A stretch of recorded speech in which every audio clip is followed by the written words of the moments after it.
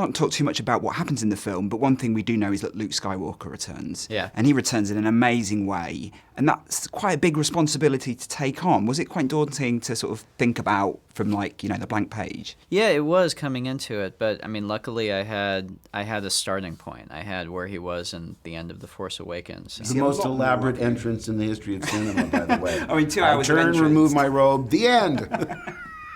The fact that he's exiled himself to this island when the rest of his friends are off fighting the good fight, that gave me a very good entry into, okay, that puts me on a path for where his head is at in this movie. Is there anything you specifically do to get yourself in the headspace of Luke Skywalker? Well, you use the script. You see what is required of my character to make this, you know, why does he do this in this movie? So there's so many colors in this movie. There's great adventure, there's triumph, there's tragedy, there's great humor. Luke's not exactly a barrel of laughs in this one, but it's a sort of a somber story that I'm telling. I know there's been sort of comments from Mark about how he disagreed with your direction for Luke initially.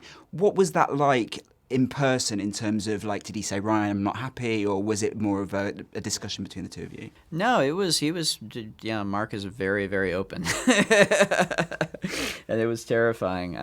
But it was also really good, you know. I mean, first of all, you know, Mark's had, 30 years to imagine what the return of this character would be like. There's no way it was going to line up exactly with what I wrote. And also, what I wrote, Luke's in a very different place than he was in the original trilogy, and I thought he had to be in this movie. It's the way it had to be. I thought it was highly original, but I said, Ryan, a Jedi doesn't give up. Period, end of story. You know, if he does something wrong, he doubles down and makes it right. But for the purposes of that story, that's not what Ryan wanted to do. And once I got my differences off my chest and confided in him, then I said, okay, now I'm going to wipe the slate clean and do my best to realize your vision. We ended up digging deeper in the character. Mark and I just got closer during the process of hashing it all out. And I think it ended up really adding to the depth of the character that ends up on screen. I'm not in charge of story.